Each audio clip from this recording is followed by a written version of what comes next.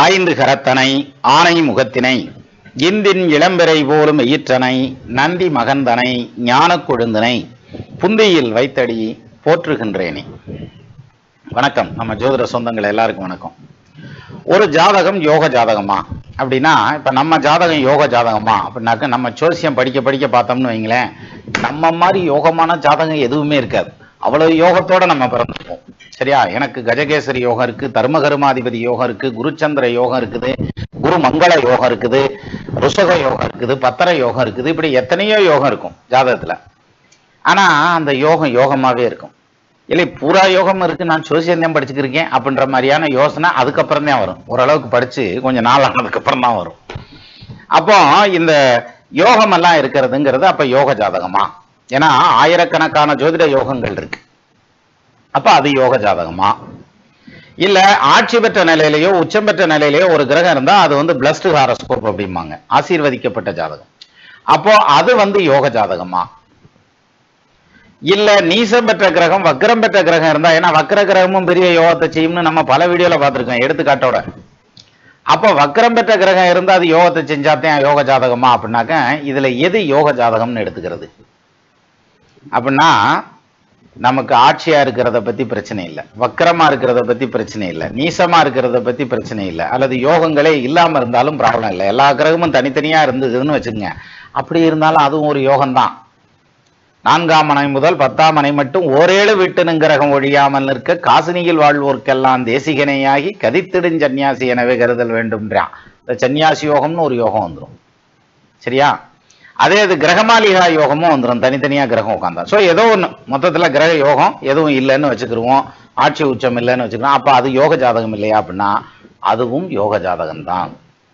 நீ சொல்லணுங்கிறதுக்காக சொல்லிக்கிட்டு உட்காந்துருக்கையா, தோஷ ஜாதகமும் இருக்கும்ல அப்படின்னாக்கும் தோஷம் இருக்கும்பா. முழுமையா 100% தோஷம் அப்படிங்கிற மாதிரியான ஜாதகம் கிடையாது, யாருக்குமே கிடையாது. நான் சீப்பட்டு கஷ்டப்படுறதுக்காகவே ஆண்டையன் படைச்சு விட்டுருக்காண்டா, பிறந்ததுல இருந்தே சிரமந்தியான் அப்படின்னுவாங்க. ஒத்துக்கவே முடியாது சார். ராவணன், கம்பராமாயணத்துல ராவணனை எடுத்துக்கங்க, கடவுளையே ஏத்தவன், ராமபுரானை ஏத்தவன் இல்லையா? அப்ப அவன் 100% கெட்டவன் அப்படின்னு வச்சுக்குவோம். ஏன்னா பிறன்மனை நோக்கல் அப்படிங்கிற, பிறன்மனை நோக்கா பேராண்மைங்கிறான் தமிழ் இலக்கியத்துல. அப்போ பிறன்மனை நோக்கல்ங்கிறது பண்பை காலி பண்ணிடும் அப்படிங்கிற மாதிரியான ஒரு அமைப்பு. அந்த வகையில ராவணன் அடுத்த மனையை தூக்கிட்டு போய் உட்கார வச்சுட்டான். அதனால அவன் பெரிய தோஷமானவன் அல்லது 100% பிரச்சனையானவன் அப்படின்னு எடுத்துக்கலாமா? நான் எடுத்துக்க முடியாது. ஏன் தெரியுமா? அவனுடைய இந்த நகர சிறப்புல, நாட்டு சிறப்புல அந்த இது இலங்கையை பத்தி எழுதியிருப்பாரு பாருங்க, அடேங்கப்பா. அந்த இது பூராமே அவ்வளவு பிரமாதமா இருக்கும். சரியா? இலங்கை எரியூட்டு படலத்துக்கு முன்னால. அப்போ அவ்வளவு பெரிய செல்வாக்கோட பிழைச்சவன். என்னன்னு சொல்லணும்னா ஆசீர்வதிக்கப்பட்டவன் இல்லையா? திசை யானைகளை வென்றவன் அப்படின்னு சொல்றாங்க. அப்பேற்பட்ட யோகக்காரன் ஒரு சின்ன தப்பு பண்ணதுனால எல்லாம் மாட்டிக்கிருச்சு. அப்ப அவன் ஜாதகம் யோக ஜாதகம் இல்லைன்னா அரசனா இருந்திருக்கானே, அரக்கர்களுக்கு அரசனா இருந்திருக்கானே, அப்ப யோகம் தானே. பொன்றுதல் ஒரு காலத்து தவிருமோ புதுமைதென்றோ இன்றுளார் நாளை மாழ்வார் புகழுக்கும் இறுதி உண்டோ கேட்டிருக்கானே. அப்போ எதுக்குன்னா இந்த 100% கெட்ட ஜாதகம் அப்படின்னு நினைச்சிட்டு இருக்கோம்னு வச்சுங்களேன். அப்படி எந்த ஜாதகம் கிடையாது. உங்க ஜாதகம் இல்லை, என் ஜாதகம் இல்லை, யாரு ஜாதகம் இல்லை, எல்லாத்துக்கும் யோகம் இருக்கும். அப்போ இந்த அப்ப நம்மளது யோக ஜாதகமா அப்படின்னா நிச்சயமா யோக ஜாதகம் தான். சரி, அப்போ எந்த அளவுக்கு யோகம் இருக்கு? ஒரு ஜாதகத்துல ஒரு 2 கிரகம் ஆட்சி ஆயிடுச்சுங்கிறதுக்காகவே அது பிரமாதமா இவர் ராசாவா வந்துருவாரு அப்படின்னு எடுத்துக்க கூடாது.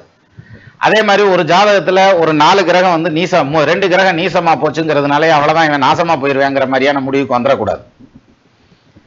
அதே மாதிரி 2 கிரகம் வக்ரம் ஆயிருச்சு அப்படிங்கிறதுனாலே அந்த ஜாதகம் ஒண்ணுக்கு ஆகாத ஜாதகம் வேஸ்டா போயிருவேன், ரிவர்ஸ்ல போயிருவேன் வாழ்க்கையில அப்படின்னு வரவும் கூடாது. ஸோ அப்ப எதை வச்சு அளக்குறது? எது பேராமீட்டர் அப்படின்னா அந்த எவ்வளவு யோகம் இருந்தாலும் எவ்வளவு தோஷம் இருந்தாலும் சார், அந்த ஜாதகத்துக்கு அந்த யோகம் வேலை செய்யணும்னாலும் அந்த தோஷம் வேலை செய்யணும்னாலும் அதுக்கான தசாபுத்தி நடந்தா மட்டும்தான் வேலை செய்யும், இல்லாட்டி வேலை செய்யாது. சரியா?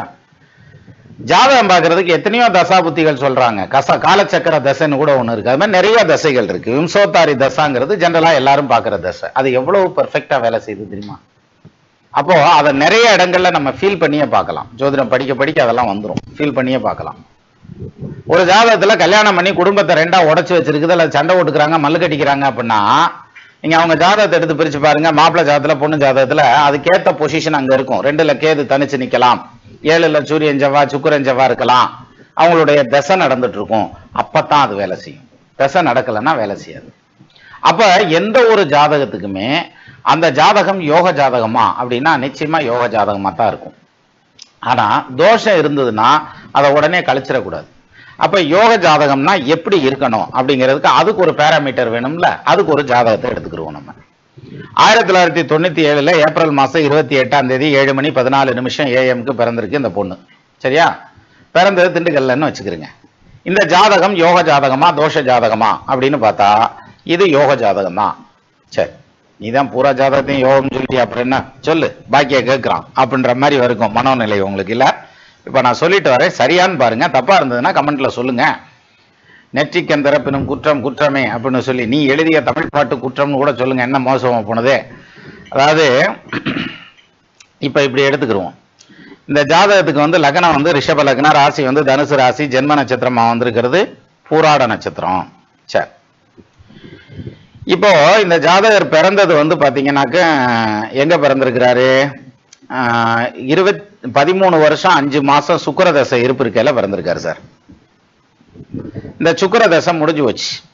அதுக்கப்புறம் சூரிய தசை முடிஞ்சிருச்சு. இப்ப சந்திர தசை நடந்துட்டு இருக்கு. இந்த சந்திரன் பாருங்க ஸ்திர ராசிக்கு 3/8க்கு அதிபதி. ஸ்திர ராசி எது? ரிஷப ஸ்திரம் தானே. ஸ்திரத்துக்கு 3/8க்கு அதிபதி மாரகாதிபதி இல்லையா? ஆயுளை கெடுக்கக்கூடியவர் இல்லையா? அப்ப மாரகத்தை கொடுத்துருவாரா, ஆயுள் கண்டத்தை கொடுத்துருவாரா அப்படின்னாக்க நிச்சயமா கொடுக்க மாட்டார். காரணம் என்னன்னா அதை தனியா கூட போக்கஸ் பண்ணுவோம். பட் இருந்தாலும் சொல்றேன், ஆயுள் காரகன் சனி ஆட்சி பெற்ற நிலையில நிக்கிறார். எந்த ஊர்லயா சொன்னாங்க அவனுக்கு மீனத்துல ஆட்சி பெற்று நிக்குது சனி அப்படின்னு சொல்லி ஒரு யோசனை வருது இல்ல? சனியும் குருவும் பரிவர்த்தனை யோகத்துல இருக்காங்க சார். அப்ப சனியை தூக்கி மகரத்துல வச்சுக்கோங்க. ரிஷப லக்னத்துக்கு யோகாதிபதி, அவர் யோகஸ்தானத்துல ஆட்சியா நிக்கிறார். அப்போ இந்த சனி வந்து ஸ்ட்ராங்கா இருக்காரு. லக்னாதிபதி அதை விட ஸ்ட்ராங்கா இருக்காரு. ஆட்சி பெற்றவன் வீட்டுல இருக்காரு, உச்சம் பெற்றவன் வீட்டுல இருக்காரு. எங்கேயும் ஆட்சி இருக்கு, சூரியன் உச்சமா தானே இருக்கு. சூரியனும் செவ்வாயும் பரிவர்த்தனையில இருக்கான்னு பாருங்க, இருக்கும். அப்ப செவ்வாய் ஆட்சி பெற்ற வீடு, சூரியன் உச்சம் பெற்ற வீடு. ஆட்சி உச்சம் பெற்றவனோட லக்னாதிபதி நிக்கிறனால 12ஆம் இடத்துல அது மறையவே இல்லை லக்னாதிபதி. அப்ப சனி ஆயுள் காரகன் ஆட்சி, அஷ்டமாதிபதி 8க்கு அதிபதி அவரு ஆட்சி. யாரு? குரு ஆட்சி தானே.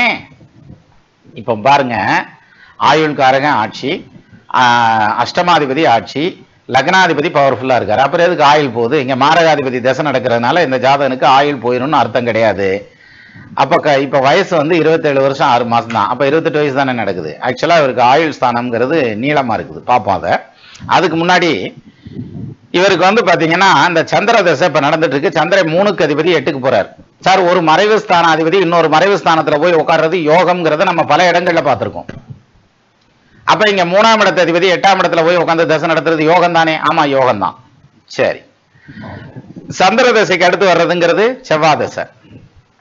அது எப்போ வருது? செவ்வாய் தசை எப்போ வருதுன்னு பார்த்தா 29 வயசு முடிஞ்ச 29, ஆமா 30 வயசுல வருது செவ்வாய். 30 to 37. இந்த செவ்வாய் தசை பாத்தீங்கன்னா 7 வருஷ செவ்வாயும் 12ஆம் பாவத்துல ஆட்சி. எண்ணிய லக்னத்துக்கு ஈராறுக்குடைய ஊர்கள் நன்னிய ஆட்சி உச்சம் நட்புடன் இருக்க ஓரை வன்னிய பதிக்கு 12 பலத்தோன் சேர மண்ணினில் வீரனாகி மன்னருக்கும் சரியானா வென்றா 12ஆம் இடத்துல 12க்கு அதிபதி ஆட்சியானா. அப்ப அது யோகம். அதுக்கப்புறம் ராகு வர்றாரு. இந்த ராகுவுக்கு வீடு கொடுத்தவனும் கால் கொடுத்தவன் தானே டிசைடிங் அத்தாரிட்டி. அப்ப இங்க ராகுவுக்கு நட்சத்திர சாரம் கொடுத்தது உத்தரன், சூரியன் சாரம். புதன் வீட்டுல உட்கார்ந்துருக்காரு. சூரியன் உச்சம், புதன் ஆட்சி பெற்றவனோட உச்சம் பெற்றவனோட. 12ஆம் இடத்துல புதன் மறைவும் கிடையாது. அப்ப ராகு திசையும் யோக திசை.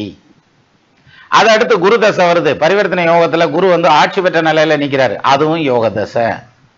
அதுக்கடுத்து சனி தசை வருது. அவரும் பரிவர்த்தனையில 9ல ஆட்சி பெறாரு. சனி யோகாதிபதியும் கூட, அதுவும் யோக தசை. அதுக்கப்புறம் புதன் தசை வருது. இங்க சிக்கிக்கிறோம். புதன் வந்து வக்ரமாயி 12ல போய் மறைகிறார். அந்த இடத்துல மாட்டிக்கும். அப்ப ராகு உட்கார்ந்து இருக்க ஸ்தானாதிபதி வக்ரம் ஆகலாமா? தாராளமா ஆகலாம், அது பிரச்சனை இல்லை. ஏன்னா ராகு கூட வக்ர கிரகங்கள் சேர்றதுல பிரச்சனை இல்லை. ஆனா புதன் தசை தனிப்பட்ட முறையில நடக்கல, அது வக்ரமாகல மாட்டிக்கும். அப்ப புதன் தசை எப்போ வருது இந்த ஜாதகத்துக்கு பாருங்க? 89 வருஷம் 6 மாசம் 90 வயசுல வருது. 90 வயசு வரைக்கும் அடுத்தடுத்து நடக்கக்கூடிய திசைகள் அத்தனையும் யோகமான பொசிஷன்லயே உட்கார்ந்துருக்கான். அப்போ ஒரு கிரகம் ஆட்சி பெற்ற நிலையிலயோ உச்சம் பெற்ற நிலையிலயோ இருக்கார், வக்கரம் பெற்ற நிலையில இருக்கார், யோகத்துல உட்கார்ந்துருக்கார் அப்படிங்கிறதுனாலயோ அல்லது நீசம் பெற்று வக்ரம் பெற்று 6 8 12 போய் கெட்டு ராகு கேது திசை 8ஆம் இடத்துல 2ஆம் இடத்துல எல்லாம் நடக்குது, அப்போ வந்து இந்த தோஷமான ஜாதகம் அப்படிங்கிறதுனாலயோ அந்த பலனை அப்படியே செஞ்சிரும்னு எடுத்துக்க முடியாது. இந்த தசை நடக்கணும், அது சம்பந்தப்பட்ட தசை ஏதாவது ஒரு விதத்துல டச் ஆகணும், ஆனா அது ட்ரிகர் ஆகும், இல்லாட்டி அது ஆகாது, சைலண்டா இருந்துரும், ஸ்லீப்பர் செல் மாதிரி இருந்துட்டு போயிடும். சரியா? அப்போ ஒரு ஜாதகத்தை பார்த்ததும் இது யோக ஜாதகமா அப்படின்னா நம்ம வந்து அந்த கிரக நிலையை மட்டும் வச்சு எடுத்து முடிவு பண்ணக்கூடாது. அவருடைய வயசு, அவருக்கு நடக்கக்கூடிய திசை, இது ரெண்டையும் மீட் பண்ணோம்னா இது எந்த அளவுக்கு சக்சஸை கொடுக்கும் அவனுடைய வாழ்க்கையில. எய்தர் பொருளாதார ரீதியா சக்சஸை கொடுக்கலாம், ஃபைனான்சியல் சக்சஸா இருக்கலாம், ஃபேமிலி ரீதியான சக்சஸா இருக்கலாம், கரியர் வைஸ் வரக்கூடிய சக்சஸா இருக்கலாம், நேம் அண்ட் ஃபேம் கொடுக்கக்கூடியதா இருக்கலாம். ஈதல் இசைப்பட வாழ்தல் அதுவன்றி ஊதியம் இல்லை உயிருக்கு அப்படிங்கிறான். அப்படி புகழ்பெற்ற ஜாதகமா வர்றதுக்கான அமைப்பும் இருக்கலாம்.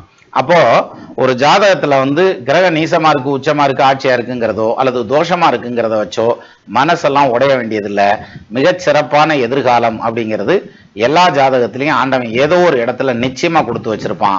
அந்த கொடுப்பினை உங்க ஜாதகத்துல உறுதியா இருக்கும். சரியா? நான் சிரமப்படுறதுக்கே ஆண்டியம் படிச்சிருக்கேன், நான் கஷ்டப்படுறதுக்கே படிச்சிருக்கேன் அப்படின்றது நம்மளுடைய மனோநிலை. அவ்வளவுதான். மாற வேண்டியது ஜாதகம் அல்ல, நம்மளுடைய மனசு தான். சரியா? மீண்டும் இன்னொரு வீடியோல சந்திக்கலாமா? நமது நண்பர்கள் ஆள் போல் தலைதழைத்து அருகது போல் வேரூன்றி மூங்கில் போல் கிளை கிளைத்து முதியாமல் வாழ்ந்திருக்க வாழ்கவென வாழ்த்தி அமைகிறேன். வணக்கம்.